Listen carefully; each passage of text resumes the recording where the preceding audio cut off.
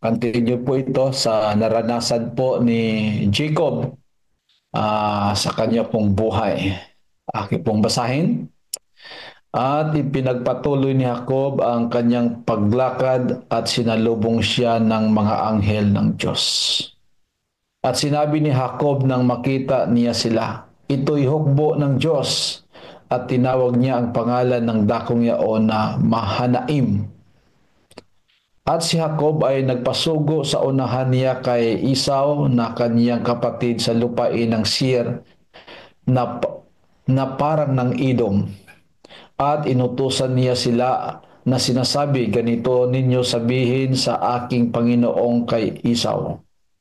Ganito ang sabi ng iyong lingkod na si Jacob, dumuon ako kay Laban at ako'y natira roon hanggang ngayon. At mayroon akong mga baka at mga asno at mga kawan at mga aliping lalaki at babae. At ako ay nagpasugo upang magbigay alam sa aking Panginoon upang makasumpong ng biyaya sa iyong paningin. Ang mga sugo ay nagsipagbalik kay Jacob na nagsipagsabi, dumating kami sa iyong kapatid na kay Esau at siya rin naman ay sumasalubong sa iyo. At 400 tao ang kasama niya. Nang magkagayoy, natakot na mainam si Jacob at nahapis at binahagi ang kanyang kasama niya at ang mga kawan at ang mga bakahan at ang mga kamilyo ng 20. At kanyang sinabi, kung dumating si Esau sa isang pulutong at kanyang saktan, ang pulutongang natitira ay tatanan.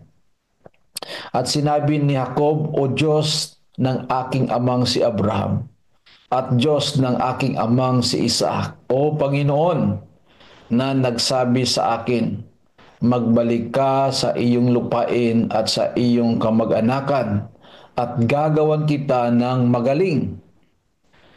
Hindi ako marapat na kabababaan ng lahat ng kaawaan at ng buong katotohanan na iyong ipinakita sa iyong lingkod, sapagkat dala ko ang aking tungkod na dinaanan ko ang hordang ito at ngayon naging 20 ako.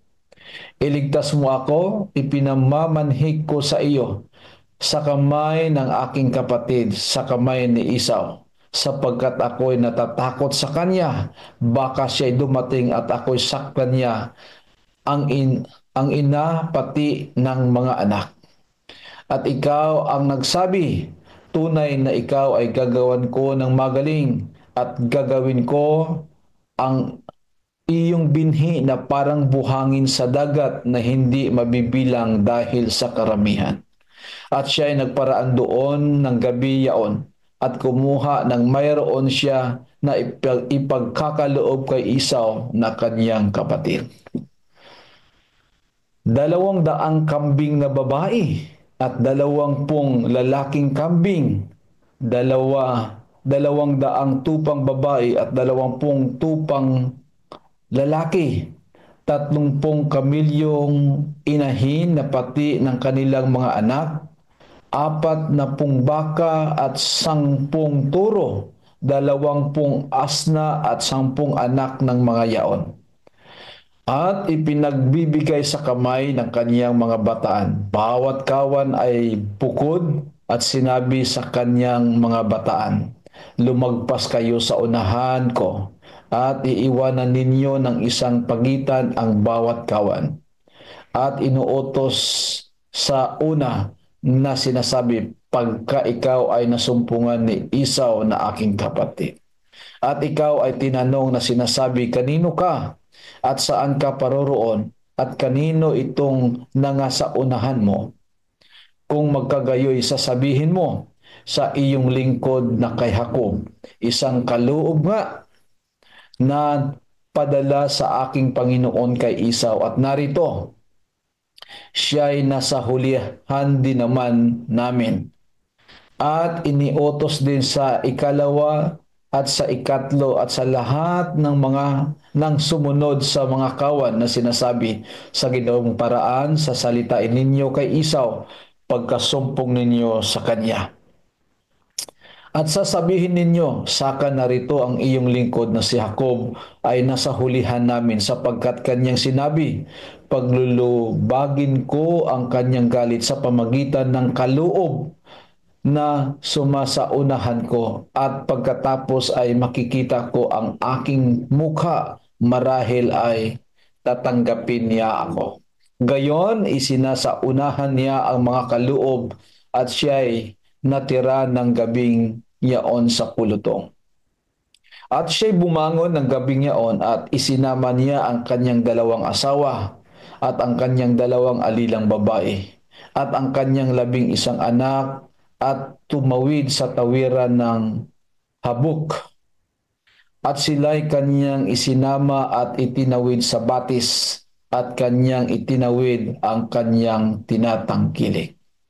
At naiwang mag-isa si Jacob at nakipagbuno ang isang lalaki sa kanya hanggang sa magbubukang liwayway. At nang makita nitong siya'y hindi manaig sa kanya, ay hinipo ang kasukasuan ng hita niya at ang kasukasuan ni Jacob ay sinaktan samantalang nakipagbuno sa kanya. At sinabi, bitawan mo ako sapagkat nagbubukang liwayway na. At kanya sinabi, hindi kita bibitawan hanggang hindi mo ako mababasbasan. At sinabi niya sa kanya, ano ang pangalan mo? At kanyang sinabi, Jacob. At sinabi niya, hindi natatawaging Jacob ang iyong pangalan, kundi Israel, sapagkat ikaw nakipagpunyagi sa Diyos at sa mga tao, at ikaw ay nanaig. At siya ay tinanong ni Jacob at sinabi, ipinamamanhi ko sa iyong, sabihin mo sa akin ang iyong pangalan. At kanyang sinabi, bakit nagtatanong ka ng aking pangalan? At siya ay binasbasan doon. At tinawag ni Jacob ang pangalan ng dakong yaon na Peniel, sapagkat anya'y nakita ko ang Diyos ng mukhaan at naligtas ang aking buhay. At sinikatan siya ng araw nang siya'y nagdadaan sa Penuel. At siya'y napipilay sa hita niya. Kaya't hindi kumakain ang mga anak ni Israel ng litid ng balakang na nasa kasukasuan ng hita hanggang ngayon, sapagkat hinipo ng taong yaon ang kasukasuan ng hita ni Jacob sa litid ng pigi. Okay, so mga kapatid, yun po ang ating pong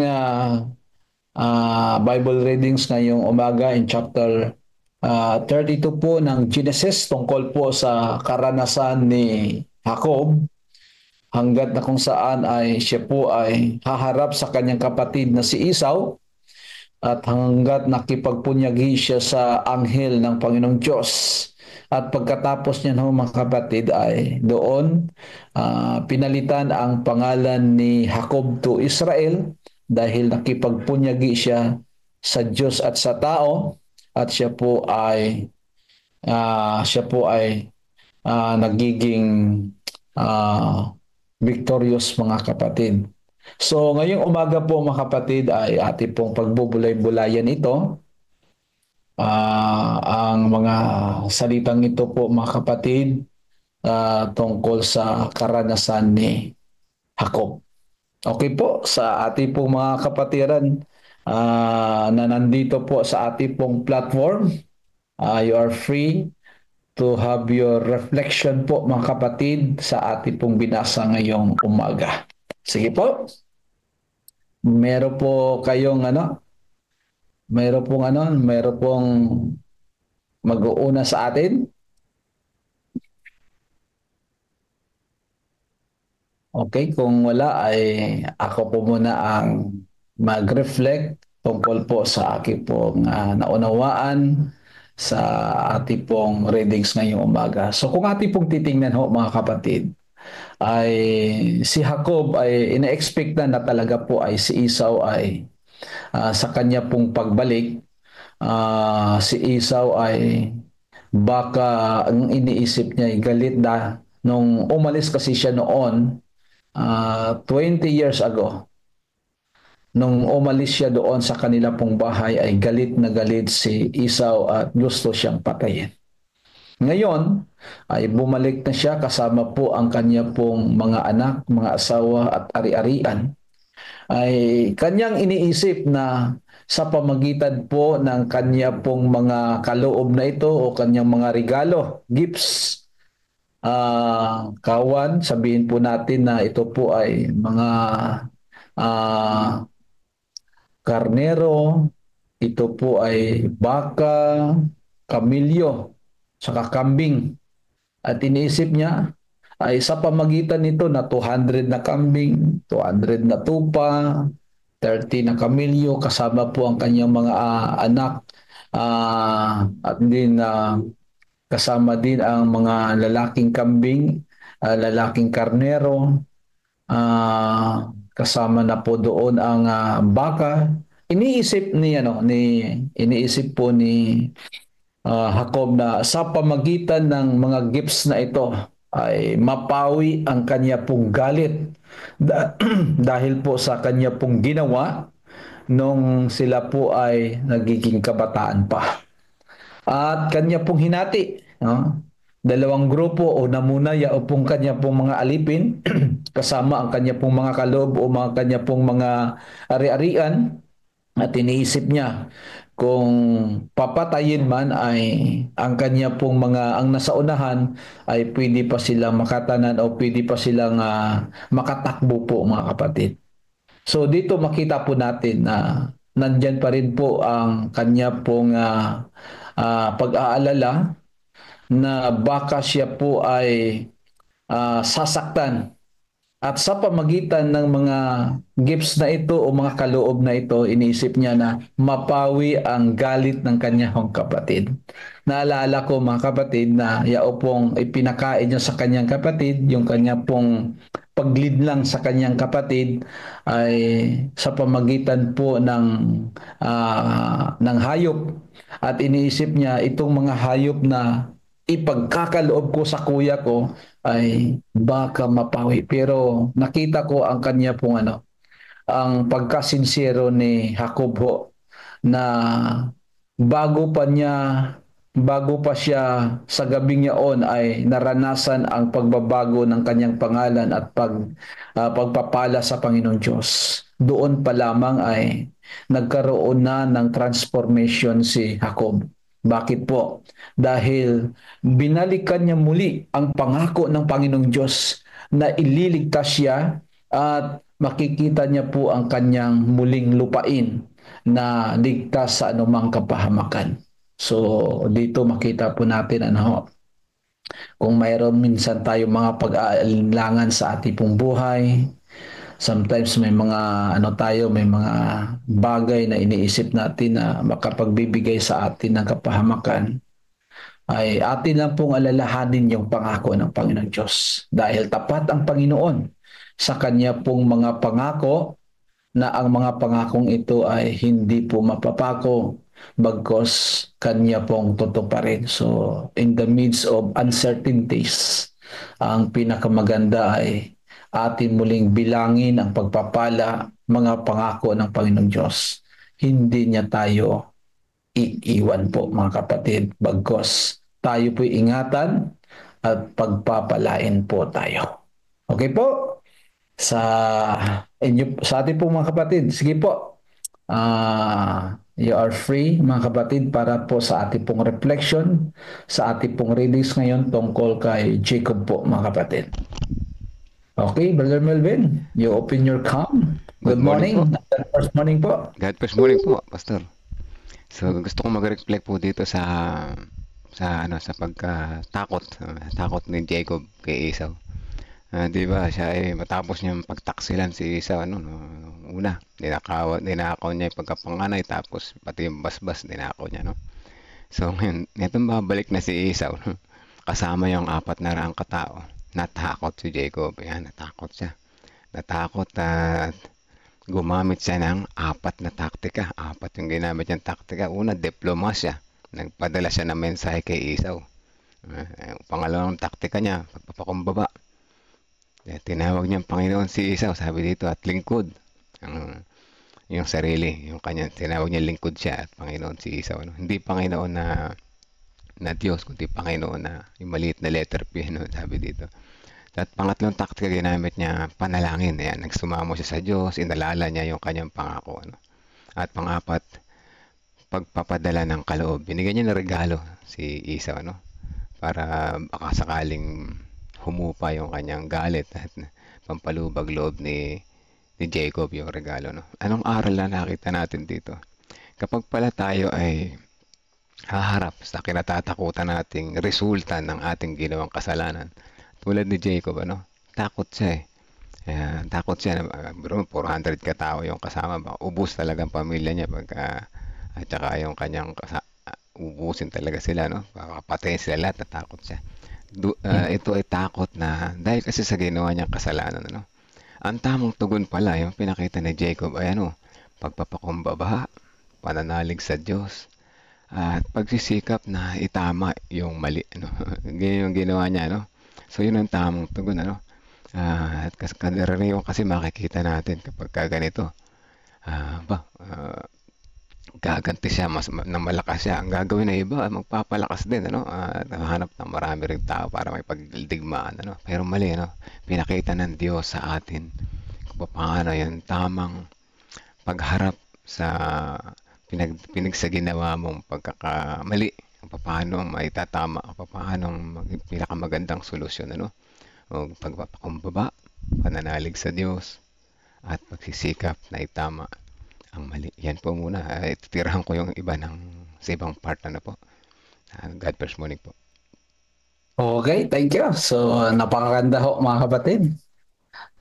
Mayroon pong ano iba sa ating pong mga kapatid na gustong mag-reflect sa ating pong Bible readings ngayong umaga po mga kapatid. So, yun po ang style ni Jacob po mga kapatid. Ano? Ah, na kung saan ay nagpakumbaba. Pag hindi madalas pagkumbaba to, may gifts pa. Ano pa po? So makita po natin na bago pa siya haharap sa Panginoon, ay nagkaroon na ng transformation ang buhay ni Jacob. Sige po, mga kapatid, some more sa ating pong mga kapatiran na nandito po sa ating pong platform. O kung meron pong mga nauna na doon sa ating pong mga sa ating pong social media account, kung meron pong mga comments tungkol po sa ating pong Bible readings ngayong umaga. Sige po. So, kung hindi pa handa, ano po ay makita po natin po dito mga kapatid, ano, napakaganda pala ang akin rin pong nakita doon na sinabi ni Jacob doon na kung tatanungin kanino po itong mga ano na ito, yung po mga alagang hayop, sinabi ni Jacob ay sabihin ninyo na ito ay sa inyo pong lingkod na si Jacob. Dati, nung sila po'y naghiwalay, nagpapanginoon siya doon ay kasi gusto niyang magiging panganay. So, nagalit si Esau sa kanya, ay tinangkang siyang patayin. Pero ngayon, makita natin na sa kanila pong paghaharap, nagkaroon na ng pagpakumbaba sa buhay si Jacob. So, dito makita po natin po mga kapatid na ang galit ng isang tao ay mapapawi, pwedeng magbago sa pamagitan ng ating pong pagpakumbaba. So sa tawag dito sa ating pong conflict resolution ay napakahalaga po mga kapatid o pong pagpakumbaba ng bawat isa. Kasi ito minsan po ang nangyayari po sa ating pong iglesia kung bakit ay nagkaroon ng hindi pagkakaunawaan o di kaya hindi resolba ng mga hindi pagkakaunawaan dahil mga kapatid ay walang pagpakakumbaba sa bawat isa.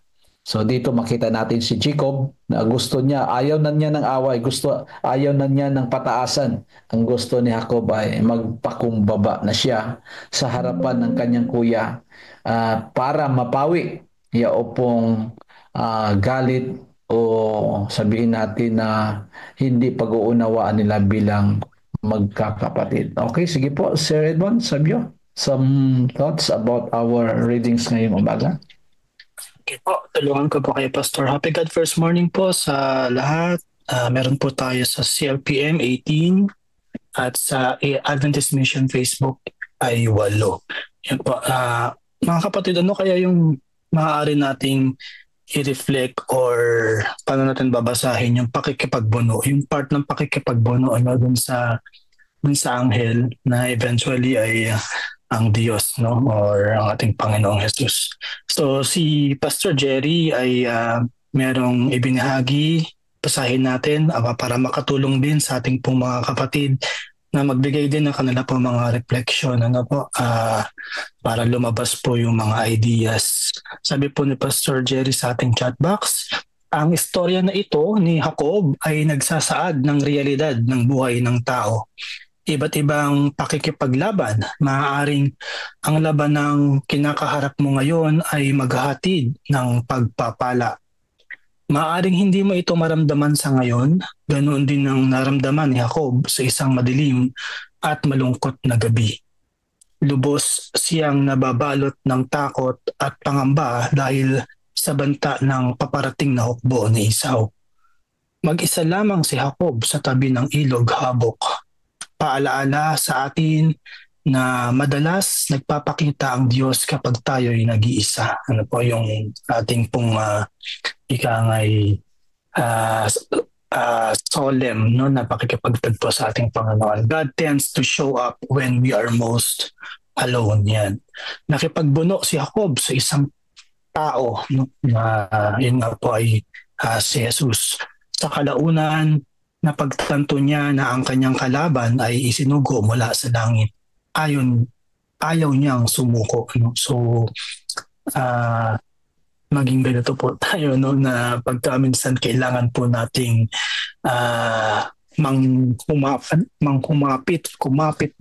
kumapit na hindi tayo bibitaw. Sinabi niya, hindi kita bibitawan. Alam niyang may pagpapalang darating mula sa pakikipagbuno. No?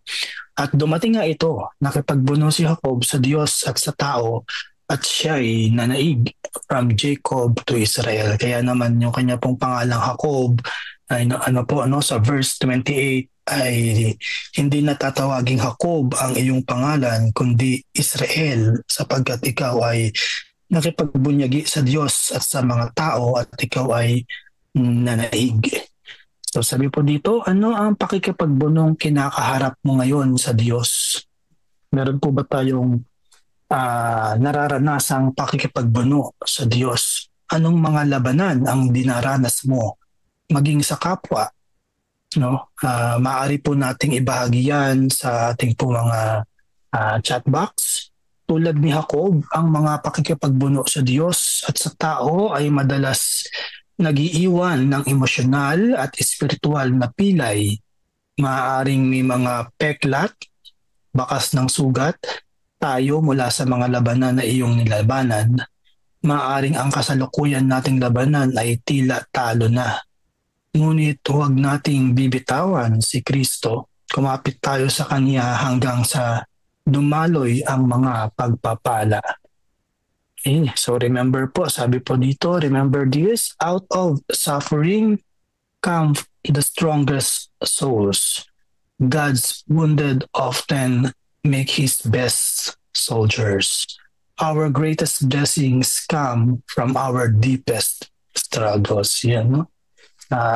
Maraming salamat, Pastor Jerry. Sabi nga, ang pakikipagbuno sa Diyos ay maaaring maging daan sa biyaya, pagpapala at bagong simula. Yeah. Salamat po, Pastor Jerry. Back to you, Pastor Jupet. Habang tayo po ay naghihintay ng iba pa po nating mga reflections sa ating pong Facebook. Okay, maraming salamat po mga kapatid. Maraming salamat Pastor Jerry sa napakagandang natin sa ating pong reflection. So talaga ho mga kapatid, makikita po natin na ang pakipagbuno sa Panginoong Diyos hindi basta-basta kundi makita natin si Jacob dito, hindi po siya sumuko. And then, nung hindi po siya sumuko ay pinagpala siya ng Panginoong Diyos. Pero minsan kasi kung tayo po'y mananalangin mga kapatid, pag hindi na natin 2 bisis, 3 bisis tayo nananalangin, iniisip natin, wala naman nangyayari sa akin. Hindi na lang ako manalangin.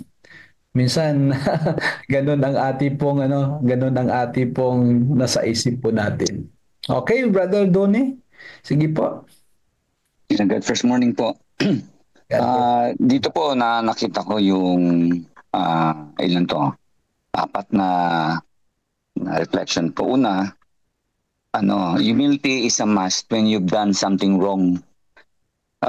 Dito minsan pinapaalala sa atin, siguro character talaga natin bilang tao. Minsan tayo na nga mali, tayo pa ang ma-pride.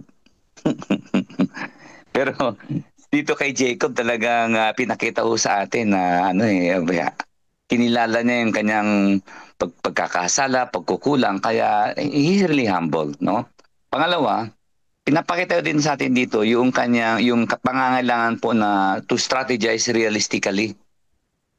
When you are facing issues in life, there is a need for us to strategize kasi binigyan naman tayo ng Panginoon ng intelligence, no? So kailangan nag-strategize tayo. Tapos dapat realistic din. Dapat hindi natin yan tao dito dapat talagang maayos yung pagpaplano natin. Pero ang pinakamalagi ditong pinakita ni Jacob is yung kanyang pagiging yung dependent niya upon God, and he claims God's promises. Kasi minsan pag nasa harap tayo ng alanganin, nagawa na rin ng ating mga maling desisyon, o lumalapit tayo sa Diyos, pero empty yung ating paglapit sa Kanya. Pero kung tayo po ay mayroong magandang ugnayan sa Kanya, makiklaim natin yung mga promises niya. Kasi yung pagkaligtas sa atin at sa anumang mga bagay, it's not dependent on us, but it is dependent upon His Word, upon His character. So may mga promises po siya. So i-claim lang natin to. So pinakita sa atin to ni Jacob, no?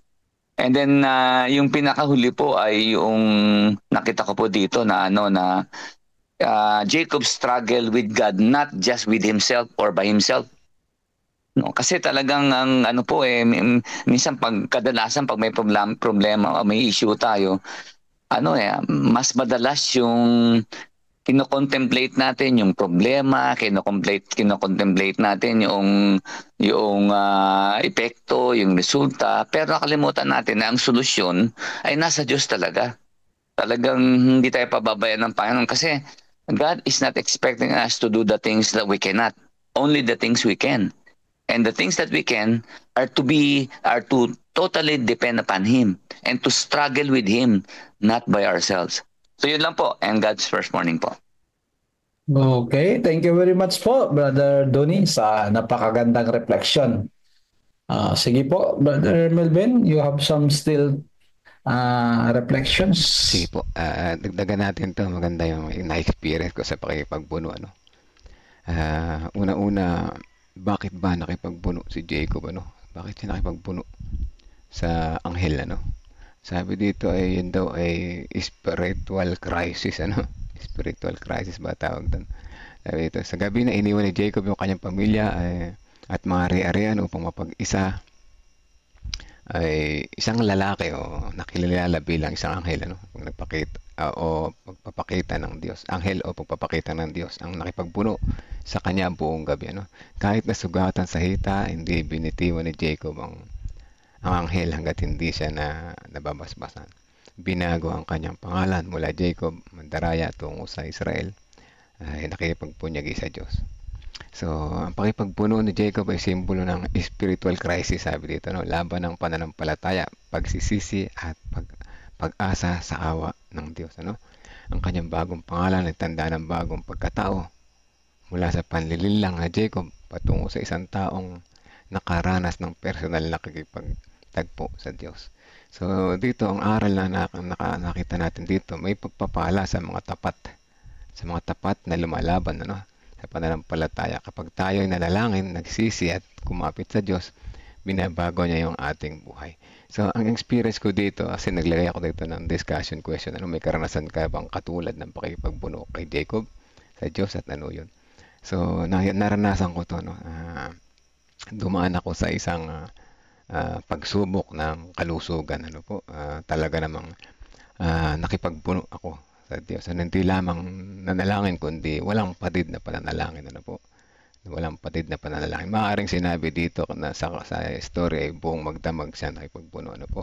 Ako naman ay hindi buong magdamag kasi pag napuyat ako buong magdamag, lagot naman ng lalo yung kalusugan ko. Pero walang patid na matagal ako nananalangin habang ako naglalakad sa ilalim ng araw. 1 oras o mahigit 1 oras patuloy ako nananalangin. Araw-araw yan, hindi ako naglulubay ng panalangin. Dahil ang gusto ko ay pinapakita ko yung aking pagsisisi. Gusto kong itama yung mga mali na dagdagan pa yung buhay ko na gusto kong itama. Yung oras na matitira, gawin ko yung mga pinakatama. At siyempre gusto ko rin maturuan yung aking yung aking pamilya. So ganyan, yan ang aking pagpakipagbuno. At higit sa lahat, maging inspirasyon din ako sa aming iglesia, maging ang aking experience, maging kalakasan din ng iglesia. So sa madaling salita ay nadugtungan yung aking mga buhay hanggang sa ngayon. Kaya ako naman ay hindi ko na binalikan yung dati kong mga ginawa. So yan ang pakikipagbuno. Minsan sa ating buhay, meron tayong mga problema dumarating sa buhay. Yes, nanalangin tayo, pero iba yung pakikipagbuno, Pastor.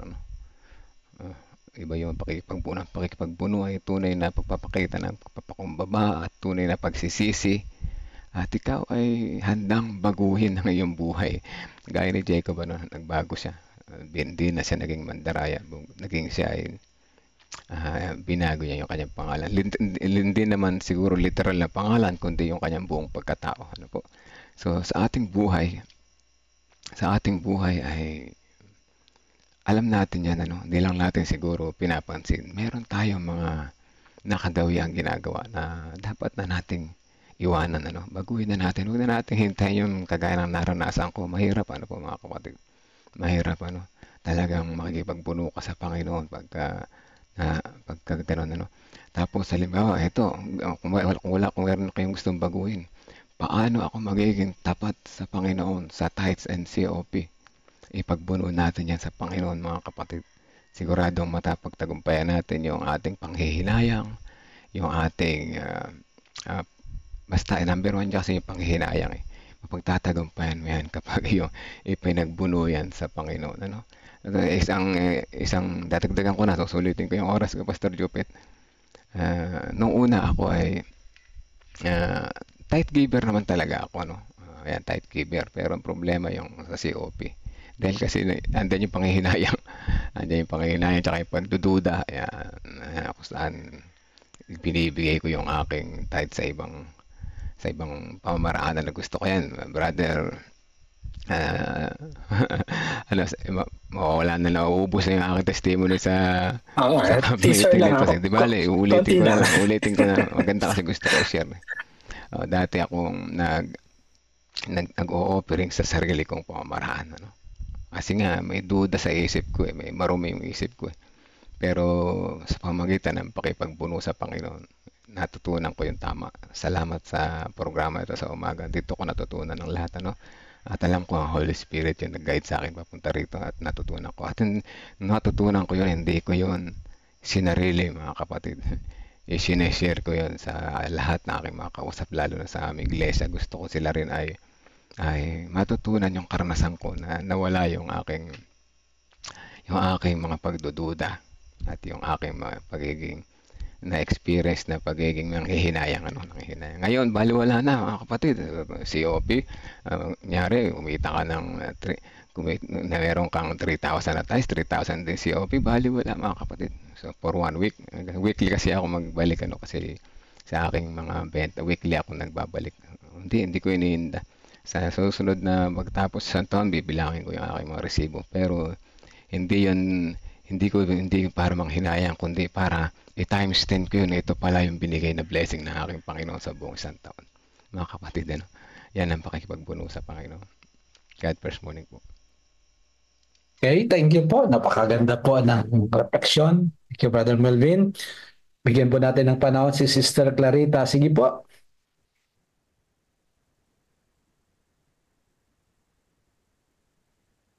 God first morning po, Pastor.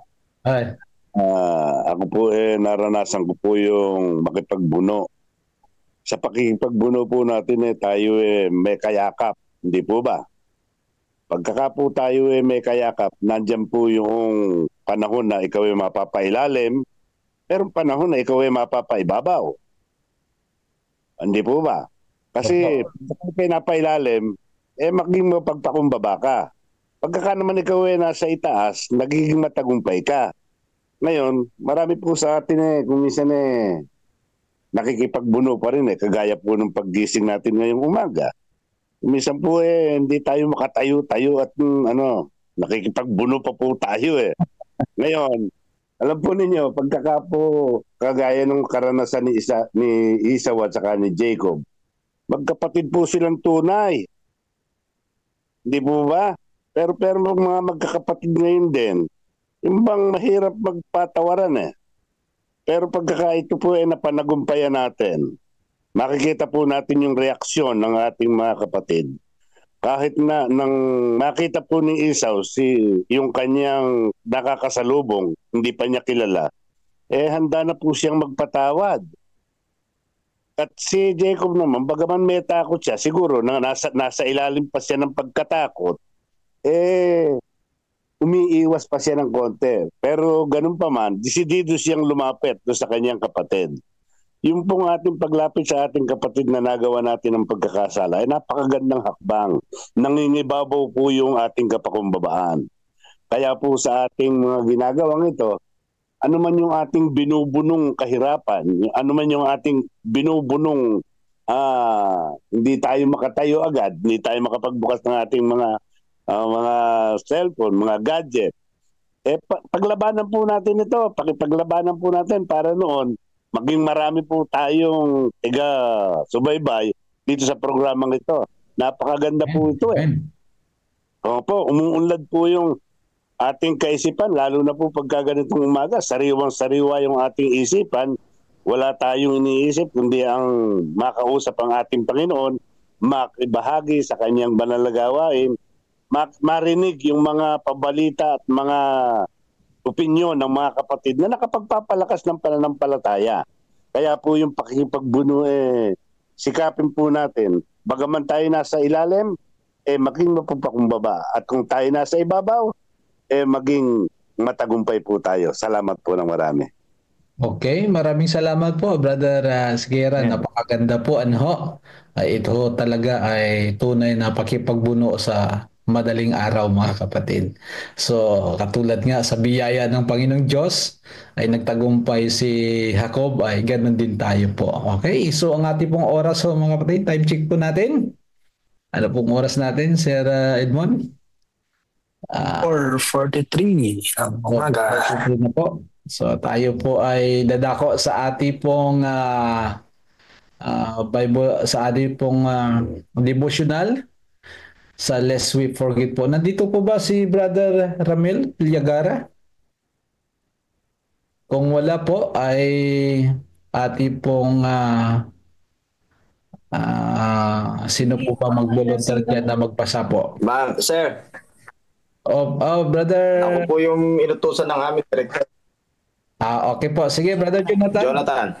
Okay, sige po. Take your time po. Magandang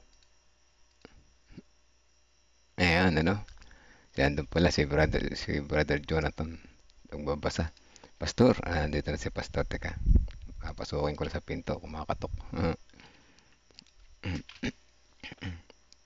Ayan, maganda yung Bible reading. Kaya ako, gusto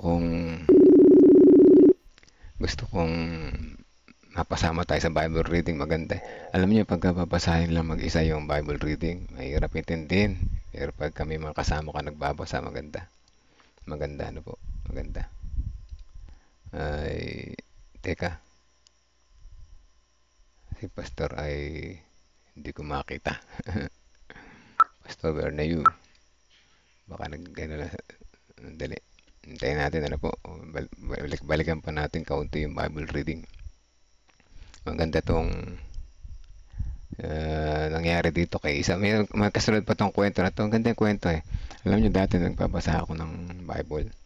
Ang gustong-gusto ko kasi parang ano ng telenovela. No? Parang mayroon kang sinusundang telenovela. Ito sa ngayon, yung buhay ni Jacob, maganda, no? So, meron pa dyan, yung isa pang nagustuhan ko, yung buhay ni Joseph. Maganda rin yung buhay ni Joseph, ano po. Maganda rin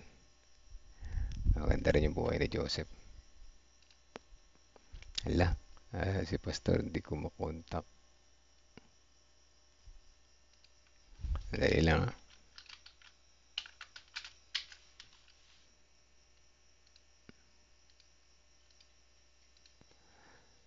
Okay, so kung wala si Pastor, ako na lang muna ulit yung magbabasa. Hindi ko alam kung nag-good morning siya, pero ngayon ay hindi siya nag-reply. Hindi kaya naubusan ng load si Pastor. Okay, buksan natin ang ating Bible reading, mga kapatid.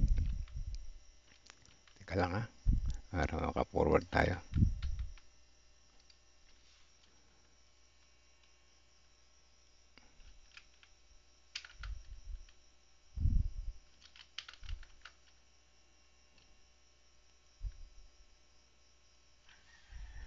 At dali. I-share ko lamang yung aking screen. Yan. Dali po, bubuksan natin.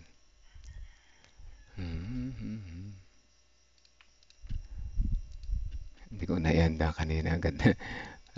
Konting ano lang po, kapit lang, konting kapit. Bubuksan ko lamang. Ngayon ay may 18, napakabilis ng panahon. May 18 na agad, ano? May 18 na agad, mga kapatid.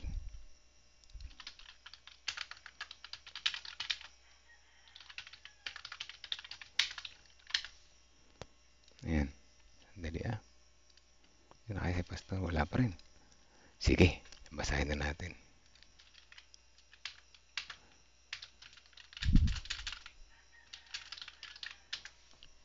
Okay. Ito na pala. Ito na si Pastor.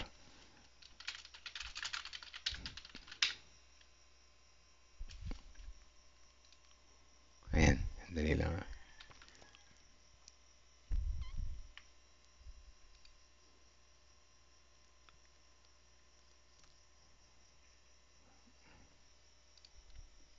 Ayan na pala si Pastor. Okay. Alright.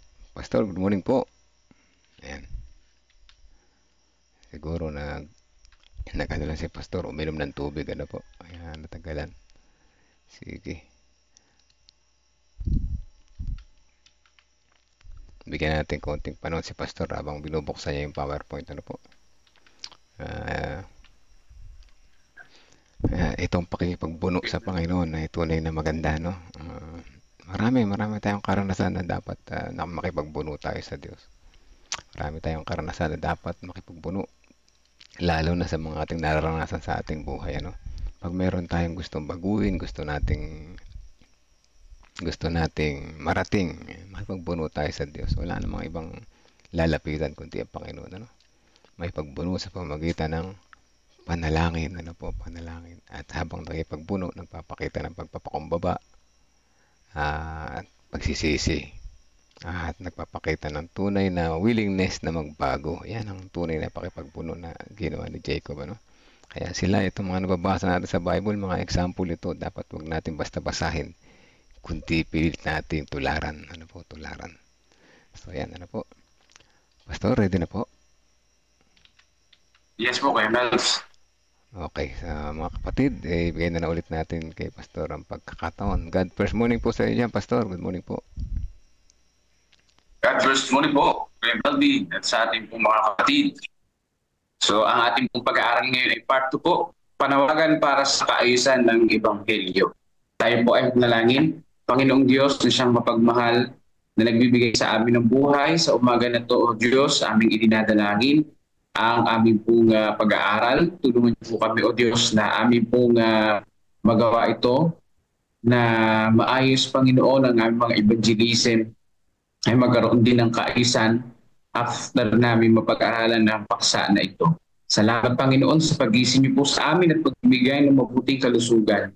Ito po ang aming dalangin sa banal na pangalan ni Jesus. Amen. Sakay po dito sa ating talata, 14:40 ng unang Korinto, subalit gawin ang lahat ng mga bagay ng nararapat at may kaayusan. O yan po ang sabi. Nararapat at may kaayusan. Ibig sabihin, hindi basta-basta bara-bara, kundi maayos mga kapatid. Kung paano magdulot ng kaayusan at nagkakaisang pagkilos mula sa lumalaking kawan ng lubos na mga independyente at medyo may matigas na opinyon at individualistikong mga pananampalataya, ang gawaing kinaharap ni James White noong unang bahagi ng 1850s.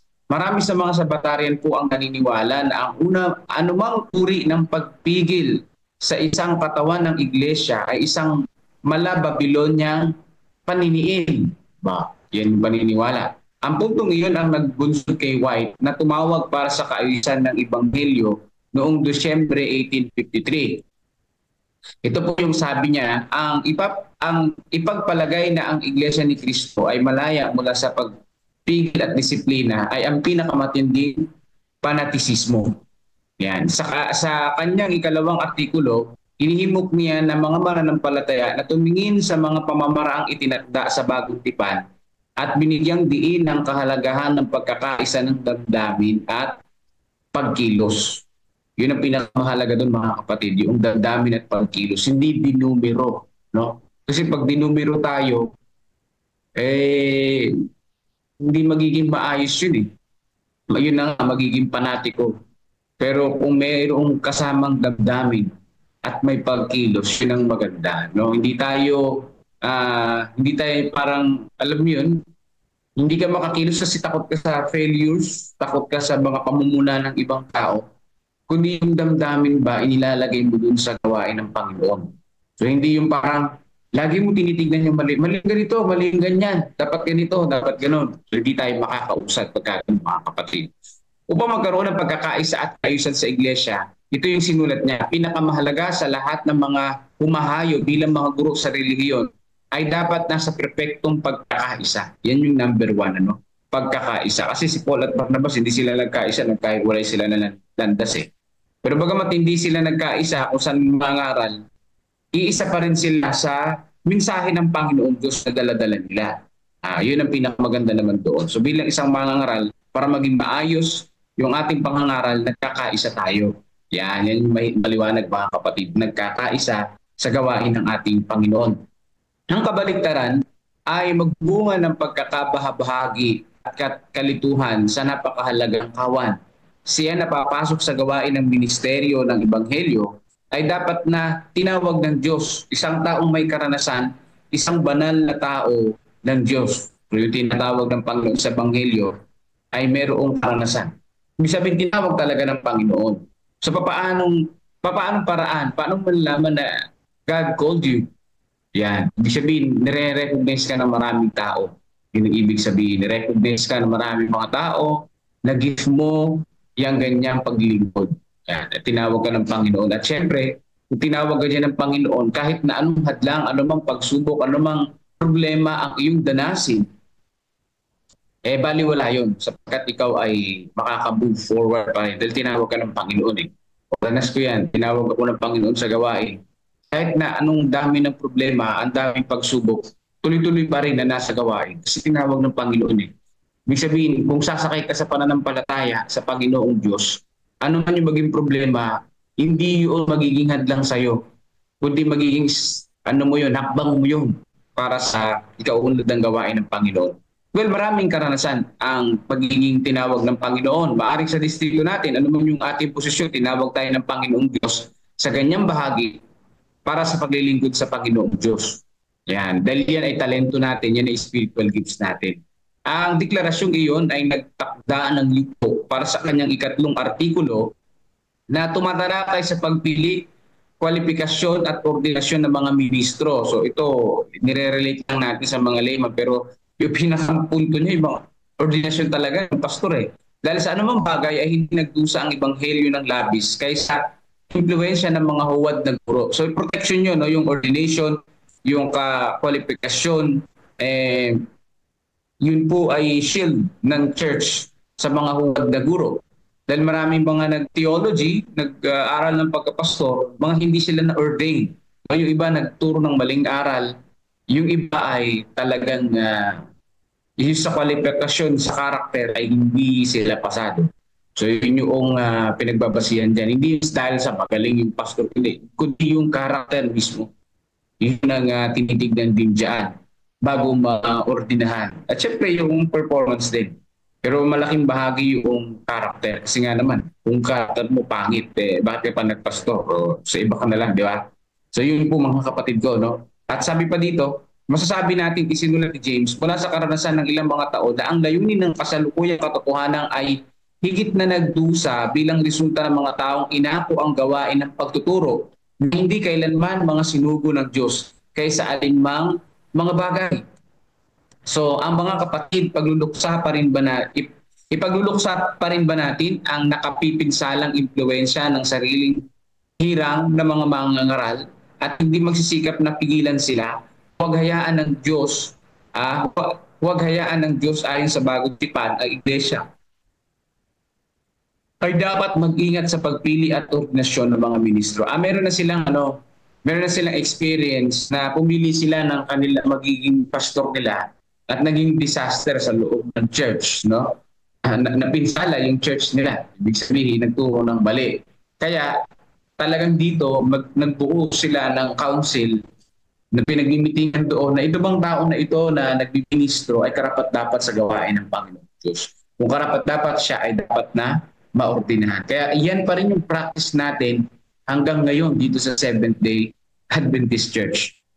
So hindi basta-basta nag-ordain ang ating denomination ng isang nagpapastor na. O kahit na siya ay nasa district na. Kahit ako, hindi pa rin ako na-ordain. Kasi nga, talagang kinikilatis at sinusubok sa mahabang panahon bago siya ordinahan. So hindi basta-basta. Katulad ito yung nagsimula niya sila James White. Kasi nga naman kung basta-basta at meron naging problema, so hindi, mahabang panalangin mga kapatid. Yun ang pinakalundo niyan. Sa kanyang ika-4 at huling artikulo, ito po yung kanyang artikulo, ang paggawa, pangangalaga at pananagutan ng dakilang gawaing ito, pangangatwiran niya, ay hindi nakasalalay sa iilang mangangaral. Yun.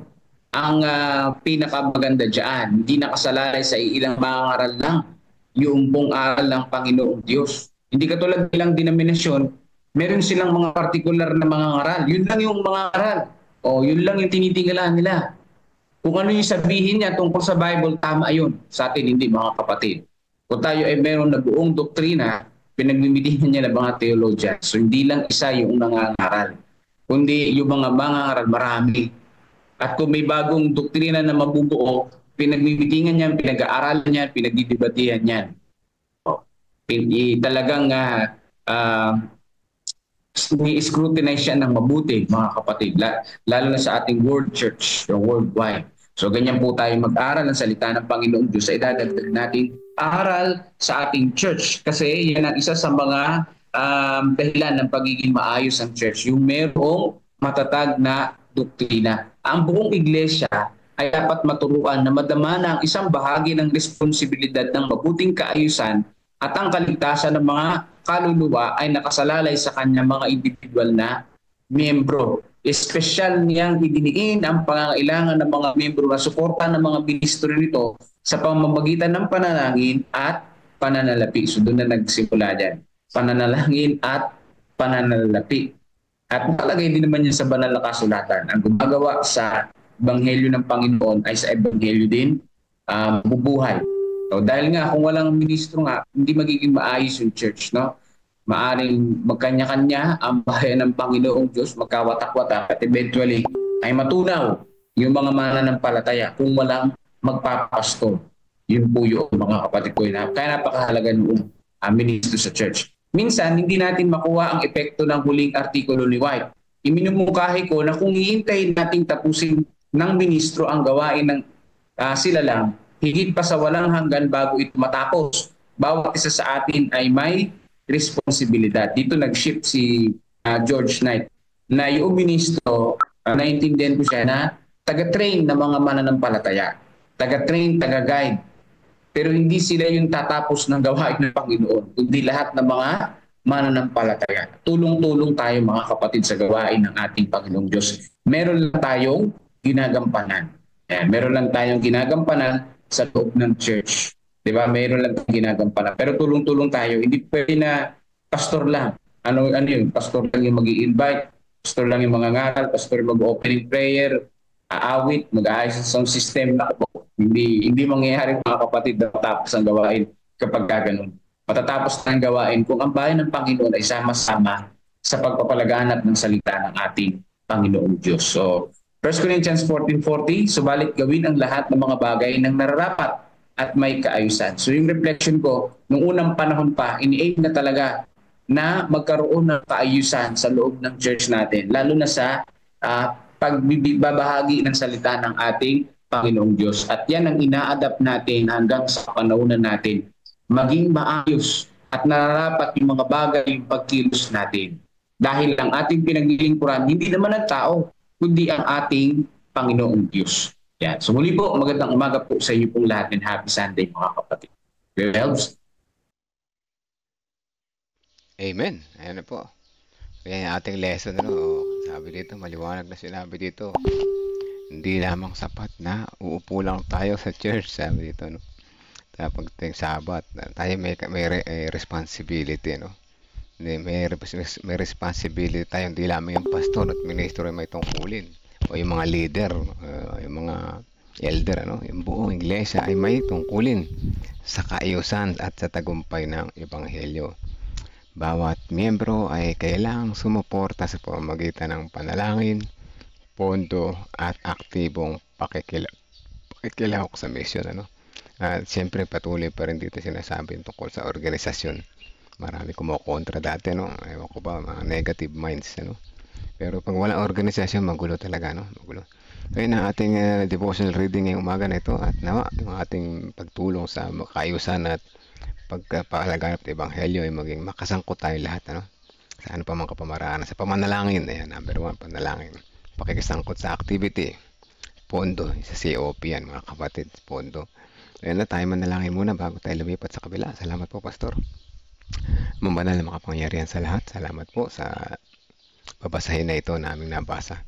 Bagaman ang aming mga pioneer ay nagkaroon ng kalituhan, kaguluhan at pagkakaunawaan sa pagpapatayo ng organisasyon. Narito ang aming mga matatag na pananampalataya ng aming pioneers na mag-asawang whites. Sila ay ipinaliwanag nila ng gusto ito sa mga kapatiran. At ito ay pinakita nila na ang gawain ng ebanghelyo ay pagtatapos pag-share ng ebanghelyo ay tunay na malawak at kailangan ng lahat. Kailangan ng organisadong grupo, kailangan ng organisadong simbahan, kailangan ng mga miyembro na tapat na mga nanampalataya at tapat na tutulong sa gawain. Isa kami sa mga maging tapat na manggagawa, miyembro na tutulong sa pagtatapos ng inyong gawain. Tulungan kami maging tapat sa ano pa mga kapamaraanan. Tulungan po kami na makibahagi sa mga activity ng aming iglesia, distrito at nasasakupan. Salamat sa mga lesson na ito na aming natututunan.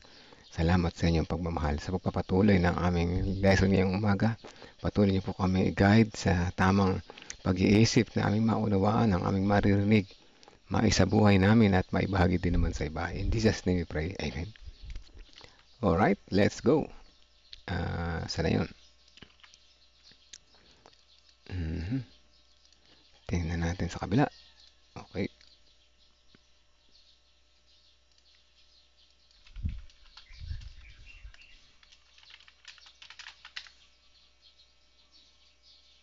Looban ng Panginoong Diyos ng isipan na sila rin po ay ginagamit sa kanya pong gawain. So, minsan ang tanong, tanggapin ba natin o hindi? Sabi po dito sa ating pong readings ay mas maganda. Sabi po dito ay we should be privileged to receive. So, ating pong pribileyo na tanggapin ang kanila pong mga kaloob. Yun po ay para sa advancement ng gawain ng Panginoon. Okay po, mga kapatid, you have some reflection about our topic yesterday po. Tulungan niyo po ako, sa Edmond, kung meron pong mga nandyan po sa ating pong mga social account. Pastor Nelson, God first morning po. You have some thoughts about our topic yesterday? God first morning, Pastor Jopet. God first morning po sa atin pong lahat, sa mga viewer po natin sa FB Live. At tayo po dito sa Zoom ay mayroon na po tayong 49. So patuloy po natin i-promote at ibahagi ang link ng God first morning, mga kapatid. So ang ating po pinag-aaralan ay receiving gifts from outside. Yung outside na yan, mga kapatid, Gentiles man yan, Heathen man yan, or sabi dito mga kapatid, even idolaters, yung mga mananambahan sa mga Diyos-Diyosan, mga kapatid. So dito, mga kapatid, iniisip-isip ko,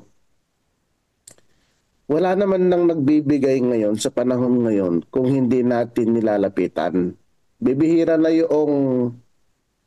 Pero kapag siguro Pastor Jupit, bibihira yung pumunta sa simbahan mo o sa atin at sasabi niya, ay magbibigay kami ng ganito. Tama po. Parang wala pa tayo nakikita ng ganito. Meron siguro yung kwento ng Pastor Dasoy, nilapitan niya. Sinulatan niya. Opo.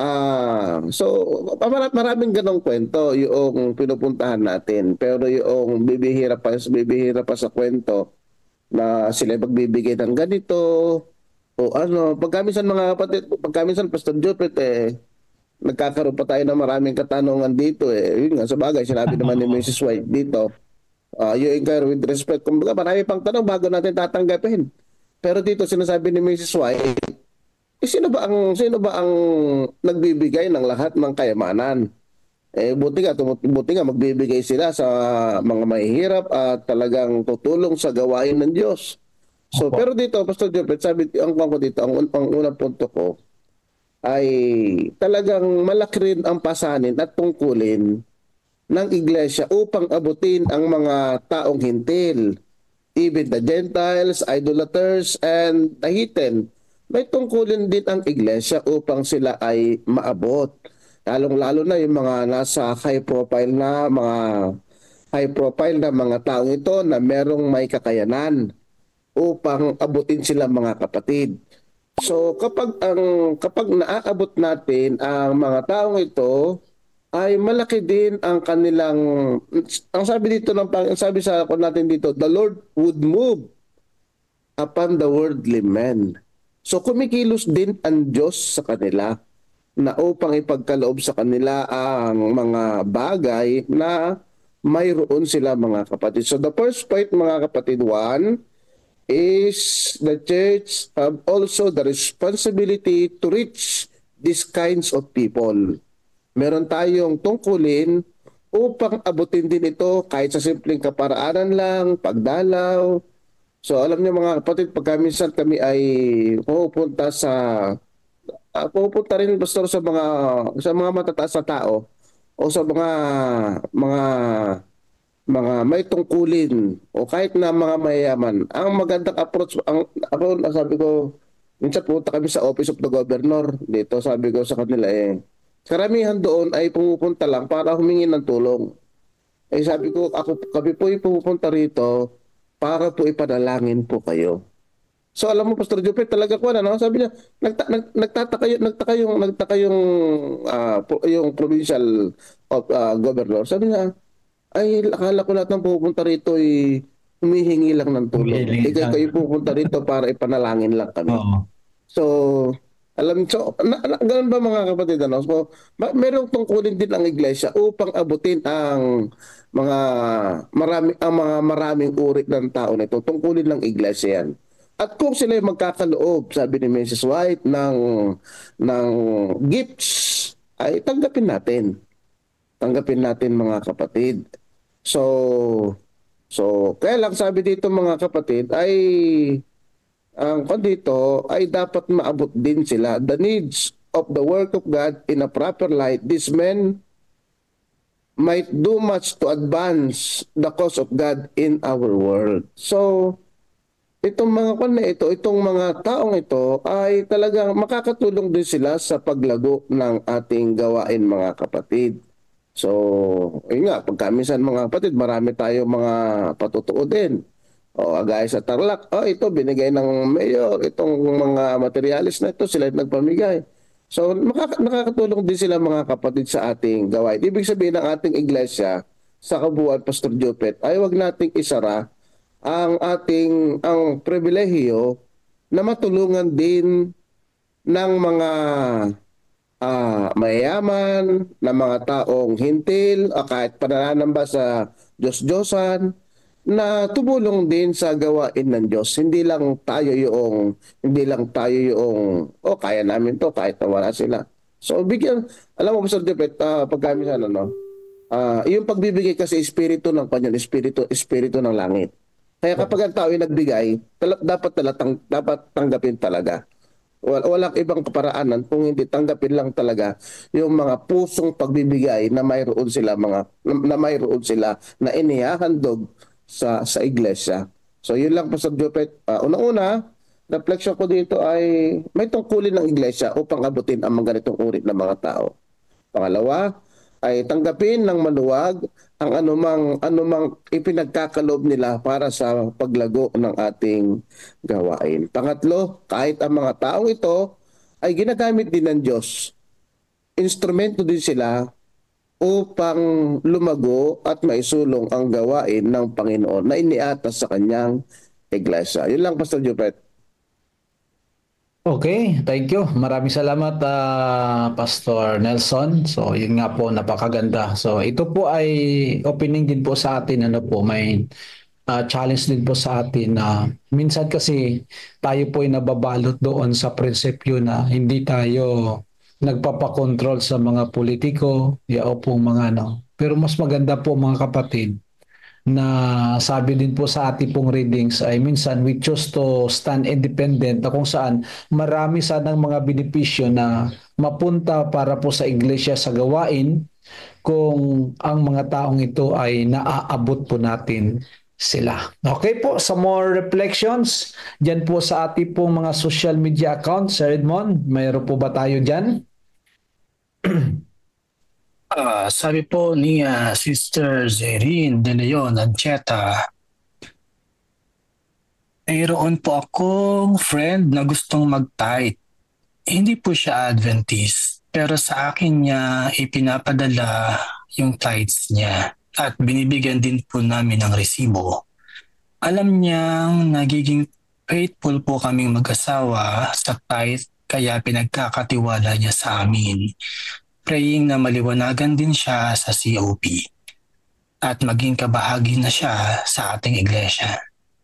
Isa pa po yung asawa ng kapatid ko na hindi pa Adventist, ibinabahagi niya din yung part ng tithes niya para maibigay sa ating church. Maraming salamat po, Sister Zairine Ancheta.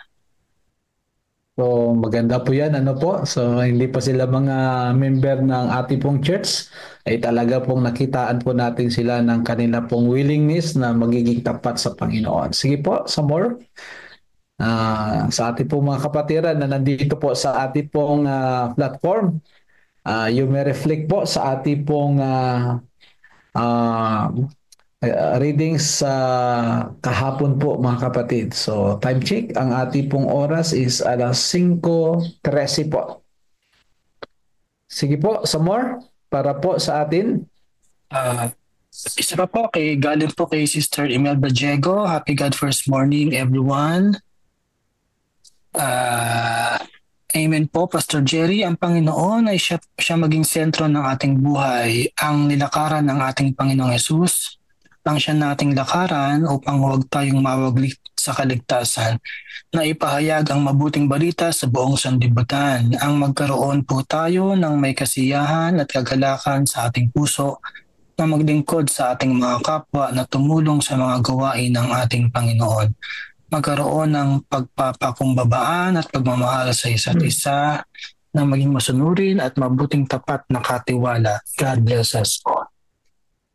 Yan po. Maraming salamat po, Sister Imelda. Back to you, Pastor Jopet. Ating pong pakinggan si Brother Donnie. Sige po, Brother Donnie. Yeah, God first morning po ulit.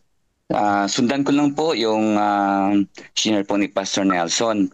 Ang trust po ng ASIC ngayon dito sa ating CLPM ay i-empower po yung ating mga Adventist na mga business owner, mga entrepreneur, professional, mga public servants, at saka digital nomads, at saka mga retirees para maabot po nila yung kanilang kapwa business owner, kapwa professional, entrepreneur.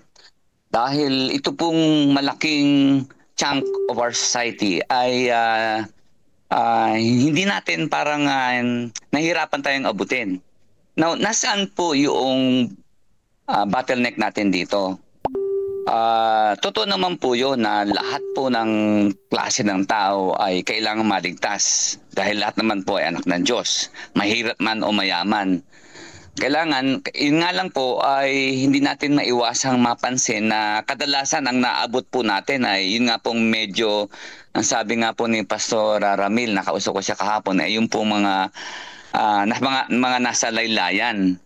Ngayon, napag-isipan po ng ating ASI, ito pong mga opisyalis na kinakailangan or it's about time to reach the so-called elite, mga elite po. So, paano po ito?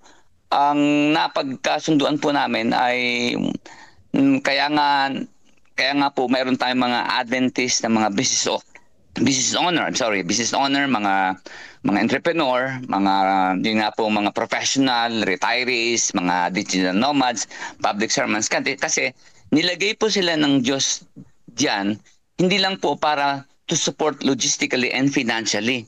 Pero sila po ay gagamitin ng Panginoon to reach out their own sphere of influences dahil they speak the same language. Dahil kung ang negosyante pong Adventist ang kakausap sa kanya, sa kapwa negosyante, hindi po siyang mangingiming makipag-usap at hindi mahirapan dahil yun nga po, they speak the same language, they have the same culture. So kinakailangan po i-empower. So ito po yung trust talaga ng ASI ngayon na tulungan, empower, i-rally around together, mag-create po ng core team para mapag-usapan po ito at sa tulong ng ating mga pastor ay ma-orient po sila kung paano po to reach out and everything. So kasi yun nga po hindi sa panahon po natin ngayon dahil ang kaisipan po ng mga tao ngayon ay masyadong ma-impluwensya po ang postmodernism. Alam po natin ang postmodernism na isa po doon ay yung tinatawag na relative truth. Na what might be true sa atin ay sa kanila ay hindi. So, kailangan tama po yung ating approach. Hindi natin, mahirapan po tayong maging audience ang mga negosyante, ang mga professional na kagaya mga doktor sa ating mga crusade dahil kung ating papansinin, they don't really listen to such discourse nowadays. Ang gusto po nila ay real talk, yung mga usapin ng kapwa nila mga professional na posible pa lang ang isang mayamang negosyante ay pwedeng mabago ng Diyos upang makapaglingkod. Ito nga pong mga makapagsabi lang ho nito ay mga negosyanteng Adventist, mga professional na binago rin ng Diyos. At hindi po mahirapang ma-share din sa kapwa nila negosyante. So yun lang po at purihin ng Panginoon. Okay, maraming salamat po. Tama po yun na kung saan ay talagang sana. Ito na high time na po ito talaga mga kapatid na maabot natin ang ganito pong klase, grupo ng mga tao. Sabi nga ni Brother Donnie ay big chunk ng ating pong community o ng society. Ito pong mga businessmen, ito pong mga business owners, ito pong mga high profile na kung saan ay minsan nahihiya tayo. Pero kung sila din po ay maabot ng katulad din ng mga Adventist na mga ka-profile po nila ay mas madali po mga kapatid. And then magiging mas madali ang gawain.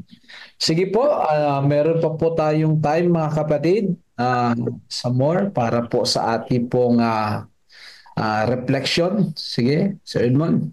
Basahin ko lang po yung pinadala po ni Sister Ana Boyet Sulapas sa Facebook.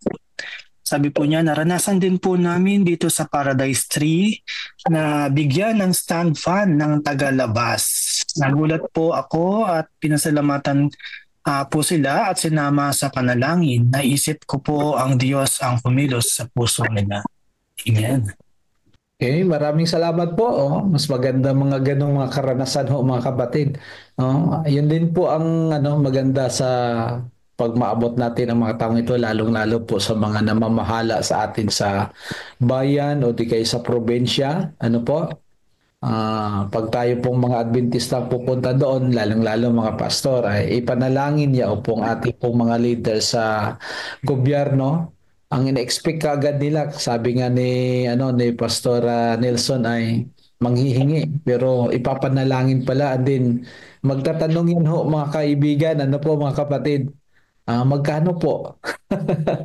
Pero pag sinabi natin ay wala po, ito'y panalangin lamang, ay sila po ay mabibigla na may ganito palang grupong mga tao na nananalangin lang para sa kanila pong mga leader sa komunidad. Okay po, some more. Mayroon pa po tayong konting time para po sa ating pong reflection sa nakaraan po nating reading sa ating pong Councils on Stewardship. Sige po. Dito po sa ating pong platform, some more po, sa ating pong reflections. Kung wala na po ay pwede na po tayo dadako sa ating pong God First video po para po sa ating pong Councils on Stewardship reading sa ating pong reading ngayong umagang ito po. Sige po.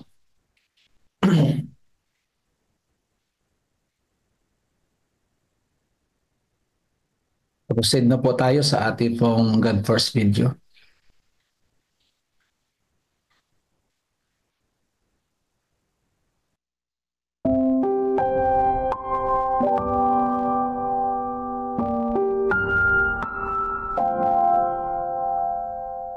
Sinaktan ng Leon. March 29, Offertory Reading Devotional. Isinugo ng aking Diyos ang kanyang anghel, at itinikom ang mga bibig ng mga leon. Hindi nila ako sinaktan sapagkat ako'y natagpo ang walang sala sa harap niya, at gayon din sa harapan mo, O Hari, wala akong ginawang kasalanan. Daniel chapter 6 verse 22. Ang kwento ay tungkol sa isang retiradong pastor na naglibot sa kanyang distrito. Habang abala ang kanyang asawa ng araw na iyon, nagpasya siya na dalhin ang kanyang anak kasama niya. Dahil wala siyang kotse o motorsiklo, inilagay niya ang kanyang anak sa loob ng kahon at itinali sa carrier ng bisikleta at sila'y naglakbay. Pagkatapos ng ilang oras na pagbibisikleta, natagpuan ng pastor ang kanyang sarili sa gitna ng malalaking mga leon. Sila ay nasa magkabilang bahagi ng kalsada. Hindi niya alam kung ano ang kanyang gagawin. Bumaba siya sa kanyang bisikleta at nagsimulang mag-isip kung ano ang dapat gawin. Samantala ang batang lalaki na nasa loob ng kahon na nasa kargahan ng bisikleta ay takot na magsalita ng kahit isang salita sa kanyang ama. Mabilis na pinunit ng pastor ang kapiraso ng kahon at kanya itong sinulatan. Isinulat niya roon ang kanyang pangalan at ang pangalan ng kanyang anak, na nagbabala sa mga dumadaan tungkol sa mga taong sinaktan ng mga leon.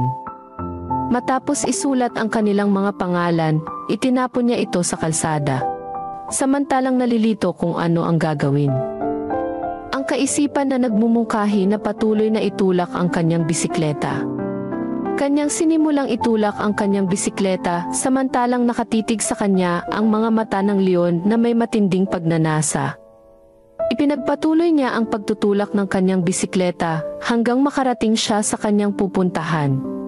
Kapag ibinabalik natin ang ating ikapu at handog na batay sa porsyento, tinutulungan natin suportahan ang mga manggagawa ng Diyos na patuloy na isinasapanganib ang kanilang buhay upang maiparinig sa iba ang tungkol kay Jesus. Panawagan. Habang nagbibigay kayo ngayon at nagpaplanong ipagpatuloy ito sa mga darating na linggo, magbigay ng mailayuning suportahan ang misyon ng pagpapalaganap ng salita ng Diyos saan man. Kapag natapos na ang misyon na ito, makakauwi na tayong lahat sa piling ng ating Panginoon. Sa pagbabalik natin ng ating mga ikapu at mga pangakong handog, ilagay natin sa huli ang ating mga hangarin at unahin ang Diyos.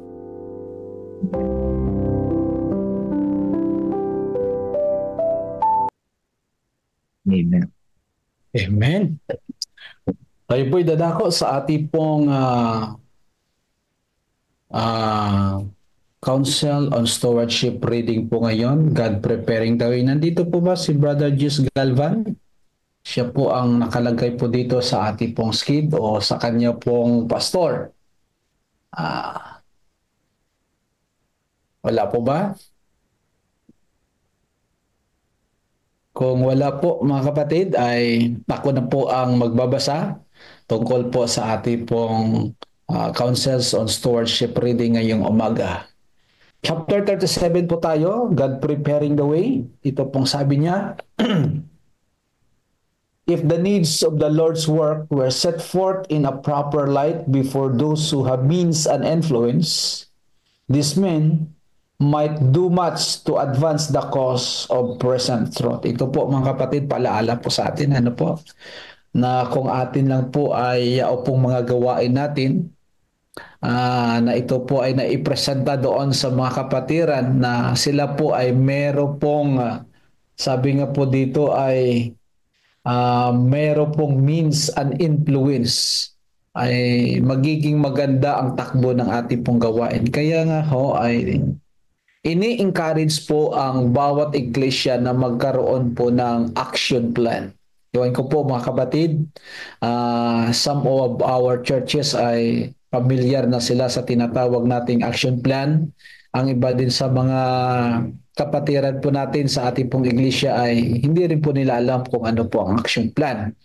Pero kung sa pamagitan nito mga kapatid, makikita natin na ang ating pong gawain ay nagiging systematize, hindi lang systematize po, ay kundi pong mga may sabihin po natin na mga kapatiran na meron po silang means and influence, ibig sabihin may mga kakayanan ho upang sumuporta sa gawain ay mas maganda ang takbo ng gawain ng Panginoong Diyos.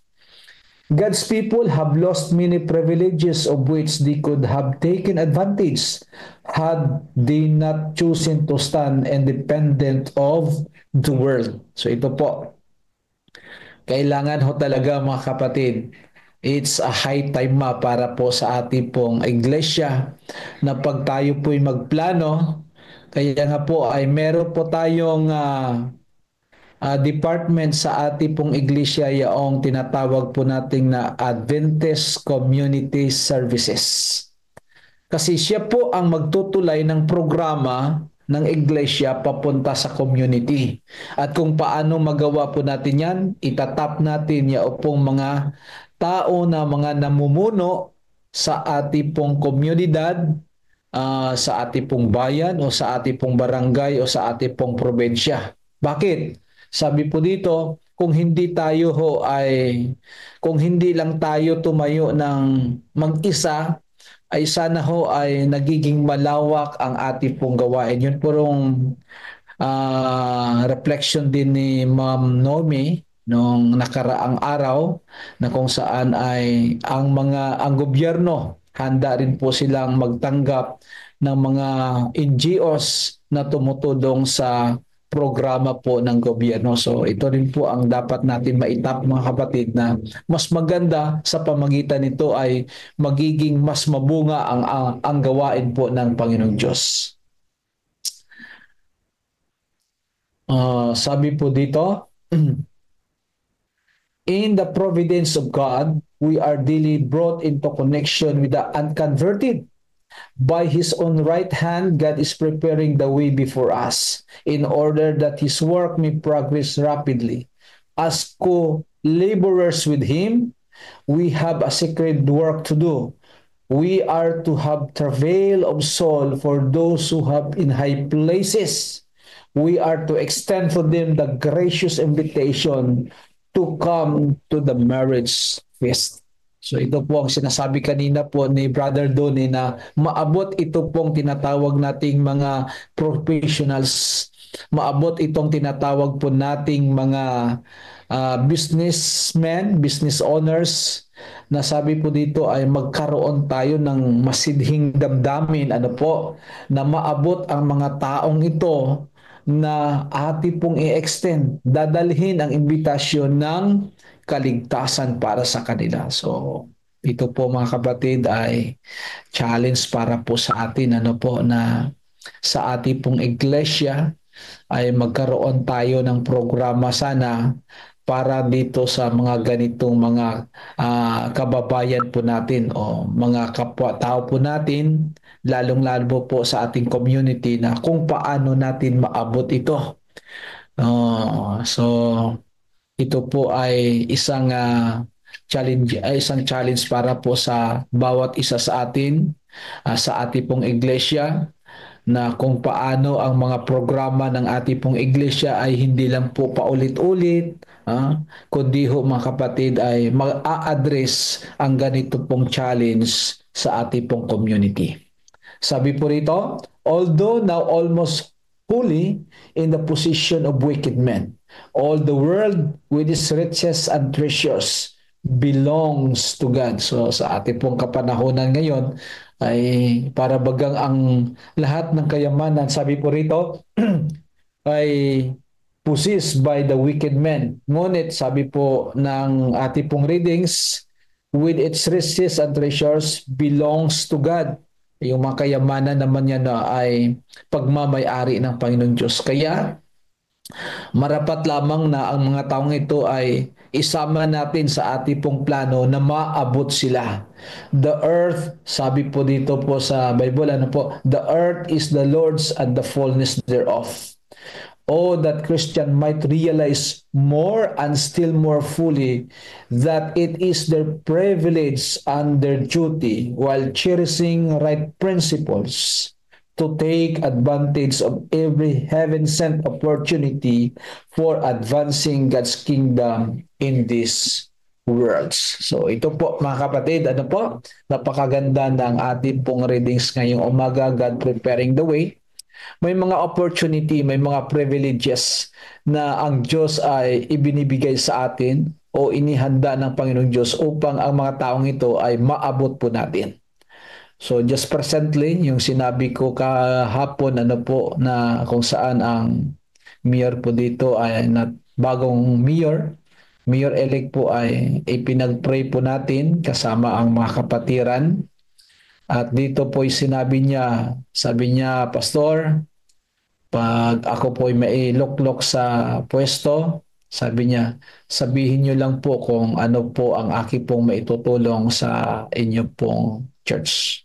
So iniisip ko mga kapatid, sabi ko, ito na po ang magandang opportunity na magkaroon at makilala po ang ating pong iglesia dito po sa municipality ng Arayat, lalong-lalo po mga kapatid sa munisipyo, na kung saan ay may mga kapatiran din na nagtatrabaho doon pero sila po'y silent lamang.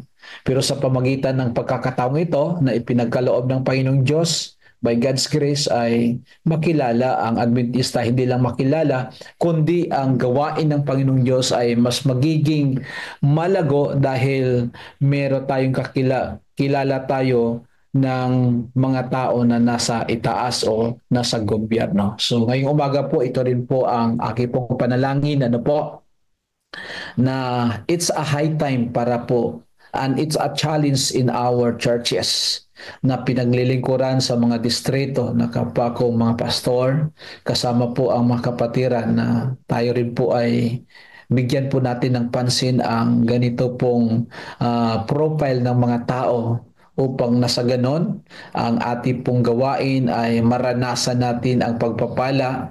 I mean, ang ibig kong sabihin mga kapatid, na maranasan natin kung paano abutin natin ang mga ganitong klaseng mga tao sa tulong ng biyaya ng Panginoong Diyos. So maraming salamat po. God first morning po sa ating pong lahat. Tayo po ay dadako na po sa ating pong Amen, mga kapatid. Salamat po sa magandang lesson. Bigyan natin ng kaunting recap. Ayan, pabago tayo manalangin, ano? At buksan ko lamang. So, sabi dito ay, wala. Ayan. God Preparing the Way. Yan ang title ng God Preparing the Way. Sabihin natin pinakabuod ng mensahe na to. So, ang Diyos daw ay naghahanda ng, ng daan. Yan. Hindi kalsada, kundi way, daan, pamamaraan, ano? Upang ang kanyang gawain ay maisakatuparan at mabilis na umunlad. Ano, dalawa, maisakatuparan yung gawain, mabilis na umunlad. Kahit yung mga taong makapangyarihan at may kayamanan na kadalasang hindi bahagi ng pananampalataya ay maaaring gamitin ng Diyos. Pansin niyo, puro ganito, no? Araw-araw, no? Ilang araw na.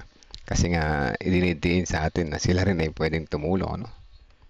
Sa gawain ng Diyos. At hindi lang sa basta tumulong, pinansyal. Maaring sila rin ay ating maging kapananampalataya, di ba?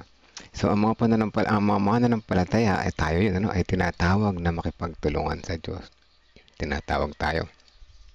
Makipagtulungan tayo sa Diyos na may bukas na puso, tamang prinsipyo, at handang gamitin ang bawat oportunidad para sa pagpapalaganap ng katotohanan. Ano? Patuloy tayong tinatawag ng Diyos, mga kapatid. Ano? Kaya nga sabi ay, kung talagang gusto mong isuko ang iyong puso sa Diyos, ay makipagbuno ka sa Diyos. Yan. Kung gusto mo isuko ang iyong puso, makipagbuno ka sa Diyos. So, mga pointers. Number 1, may mga oportunidad tayong nawawala. Meron nga naman kasi opportunity na yun na makausap na sana natin yung mga matataas, may pera o mayaman. Ano? Kaya lang ay hindi natin naabot dahil pinili nating lumayo o makisalamuha, natakot tayo, nahiya. Yan. Sayang yung opportunity, no? Point number 2, gumagalaw ang Diyos araw-araw. So, araw-araw, gumagawa yung Panginoon, no? Sabi dito, araw-araw sa kanyang pag-iingat at pamumuno, itinutugma ng Diyos ang landas natin sa mga hindi pa mananampalataya. O, diba? Kung ano raw yung ating status ngayon, ano yung ating kalagayan, tinutugma. Yung mga ka-level natin, dapat nating abutin. Ganyan, ano? Parang ganun. Ang mundo ay pag-aari pa rin ng Diyos. Yes naman, hindi naman to magbabago, no? So, sa kanya lahat yan, ano? Kahit na ito'y hawak ngayon ng masasama. Grabe, no? Ang lahat ng kayamanan, kapangyarihan at impluwensya ay pag-aari pa rin ng Diyos. Ang mga tao ay maaaring gamitin para sa gawain. Malaking challenge kasi ito, mga kapatid. Ano? Yun mo, lalapitan mo yung mayaman, negosyante. Kaya nga sabi ni Brother Johnny, yung mga naka-level nila na member ng Adventist, sila yung aabot. Kasi they speak the same language. Tayo mahirap, malalapit pa tayo sa politiko na umod ng taas ng kanilang karangalan sa pwesto, hindi tayo papansinin yun, di ba? So, ganun, ano? Tungkulin ng bayan ng Diyos, ang mga mananampalataya tinatawag na makipagtulong sa Diyos bilang kanyang mga co-workers, manalangin at magkaroon ng malasakit para sa nasa mataas na kalagayan at anayahan sila sa katotohanan. So, yun, ano? May panawagan sa ating mga Kristiyano dito sa lesson. Ang mga Kristiyano ay naanayahan gamitin ang lahat ng opportunity, yan, ano? Na ibinibigay ng Diyos upang mapalaganap ang kanyang kaharian habang tapat at nasa tamang prinsipyo. So, mga kapatid, pinapakatunayan dito sa ating lesson na ang mundo ay pag-aari pa rin ng Diyos. At so, huwag natin sayangin yung opportunity kapag mayroon, ano? At patuloy nating gamitin yung ating mga natututunan para tayo ay makasangkot sa gawain. Patuloy pa rin, ano? Patuloy na ang mundo ay patuloy na araw-araw na dumaraan ng bawat araw. Ngunit dapat ay huwag nating sayangin ang mga pagkakataon, yung opportunity na dumarating na maaari tayo makatulong sa kahit ano pa mang kapamaraanan. So yung mga kapatid, kung wala na kayong karagdagan, tayo manalangin. Let's pray po. Isama natin sa panalangin yung ating mga commitment cards, mga pangalan na nais nating ilapit sa Panginoon. Gayon din yung ating mga personal na prayers, ano po. At isama natin sabay-sabay sa panalangin. Let us pray, mga kapatid. Silent prayer, 30 seconds, and then po patuloy ko.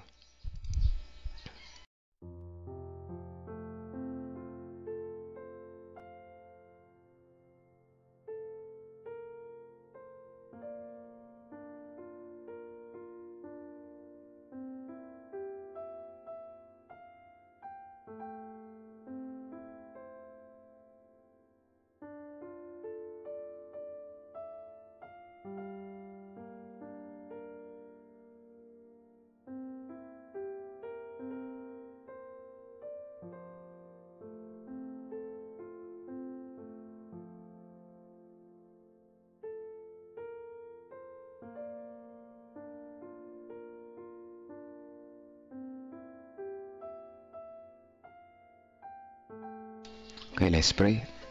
Amang banal na makapangyarihan sa lahat, salamat po muli sa umaga na ito na muli nyo kaming ginising ng may pag-asa.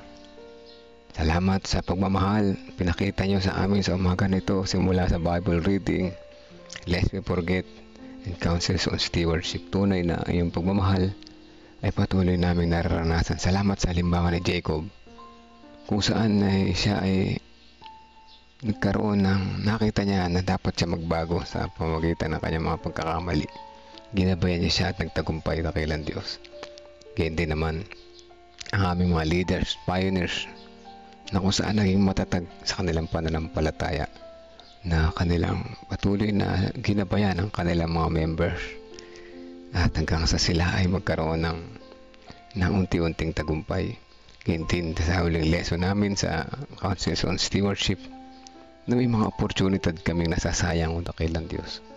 Ang mga aral na ito nawa ay aming palaging maalala paano kaming gagawa ay tulungan niyo po kami pagkat sa sarili namin kakayahan ay wala kaming magagawa. At kami ay patuloy na lumalapit sa inyo. Turuan niyo po kami na makipagbuno po sa inyo o dakilang Diyos para sa aming pagbabago. Bagaman minsan din namin nalalaman na kailangan namin ng pagbabago, ngunit ito ay patuloy niyo pinapaalala sa amin. Kaya salamat po Ama sa mga paalala, patnubay at gabay sa araw-araw. Tunay na ramdam po namin ang inyong pagmamahal. Sa umaga na ito, mayroon kaming mga kahilingan, mga pangalan na nais namin ilapit sa inyo na kung saan ang Holy Spirit na makapagbabago ng kanilang desisyon sa kanilang buhay at nawa piliin nilang pabor ang paglapit sa inyo at pagsuko sa inyong paanan at harapan. Dalangin din namin ang sambayan ng bawat isa na nakikinig ngayon. Ang sambayan ni Ate Reby, patuloy na isang palakasin ng kanyang pananampalataya, patatagin sa kabila ng mga sitwasyon ng kanyang buhay. Kahit na mahirap ang buhay, samahan niyo po siya o dakilang Diyos. Kayo din kasama ang kanyang mga mahal sa buhay, ang kanyang kaanak, ang kanyang mga anak, ang sambayan ng San Leonardo Church na kung saan ay patuloy na tumatayo at nagiging matatag sa araw-araw. At samahan niyo po siya araw-araw sa kanyang pagiging leader ng Iglesia ng San Leonardo. Ganyan din ang sambayan ni Sister Charlie Lacanilaw sa kanyang pagpapagaling, past healing and recovery. At ganyan din ang sambayan ni Nanay Marina Agkawili sa aming pagdalo sa kanila.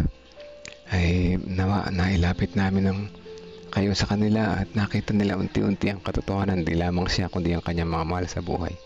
Patuloy niyo po sa hipuin niyo pagpagaling na kamay, ibigay ang mga plano, ang mga bigay niyo po sa kanya ang mga kagalingan at alam namin ang plano na niyo sa kanya ay mas mabuti, kaya ito po ang aming nais at magkaloob sa kanila. Ganyan din ang sambayan ni Sister Wilma Fernandez, kasama na yung si Auntie Norma na mataas yung kanyang BP, samahan po siya sa kanyang pagpapagaling.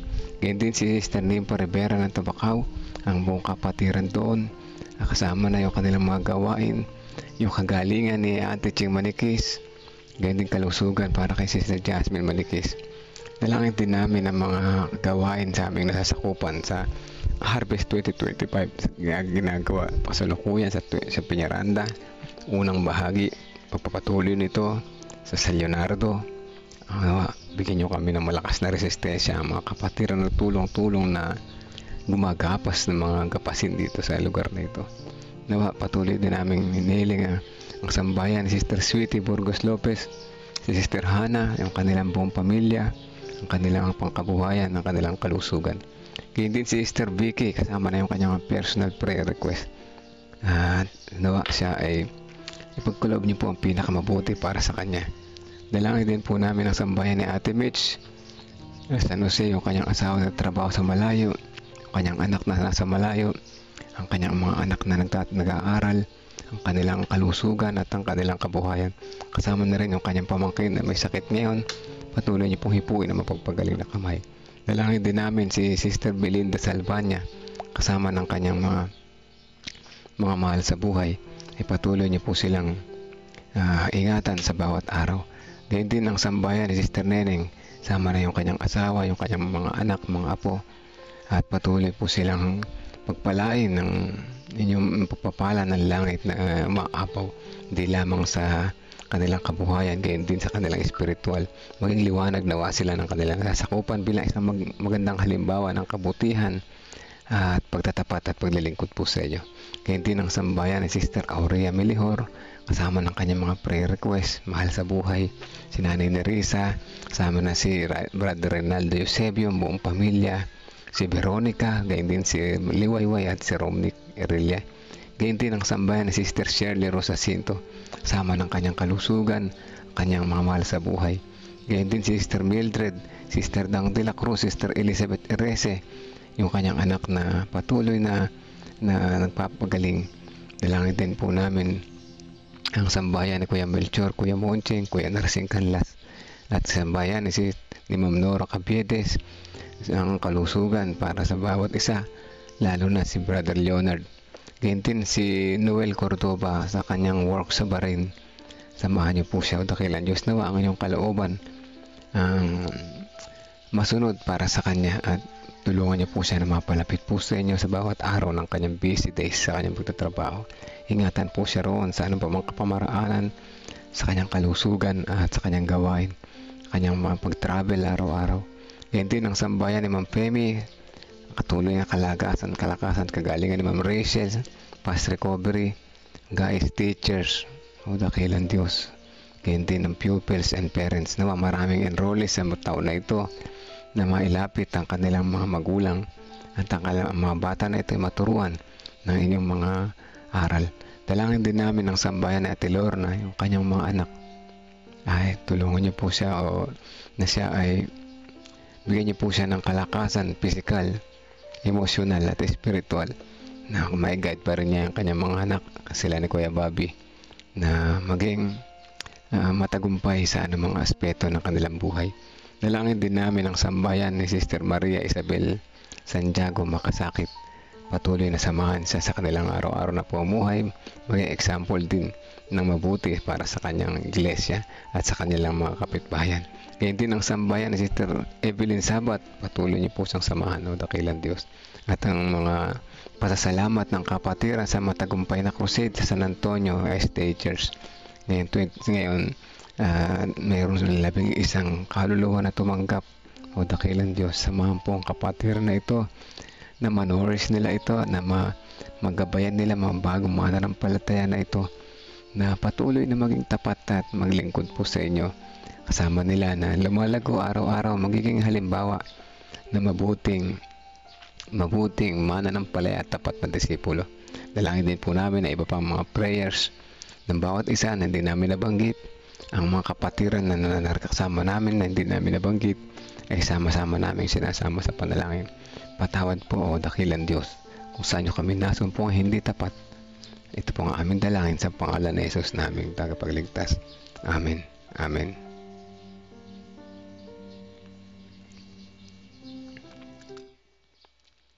Amen. Ayan po. At salamat sa mga prayer warriors. Salamat sa patuloy na pagsubaybay. Salamat din sa mga nag-share po. At bukas muli mga kapatid, sana patuloy natin itong subaybayan. Huwag kayo mahiya mag-reflect. Huwag kayo mahiya mag-chat yan. Merong reflection na at merong invitation na CLPMGC. Kung gusto niyo mag-share dito, pwede po tayo mag-share. Mag-share tayo dito ng mga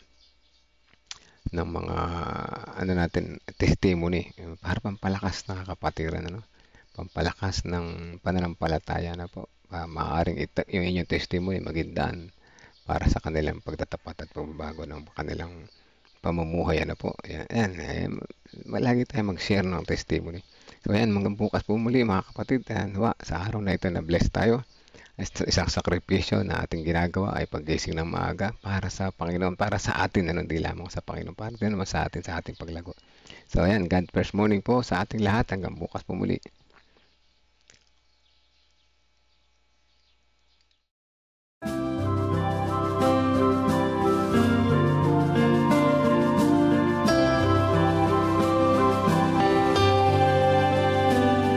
I hear the voice of Jesus calling.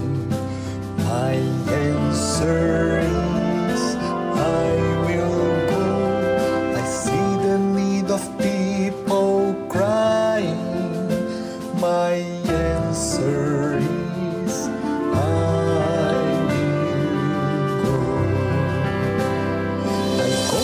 share the message of love. I go to share the blessed hope. But if I get discouraged, I call to Jesus' help, because I have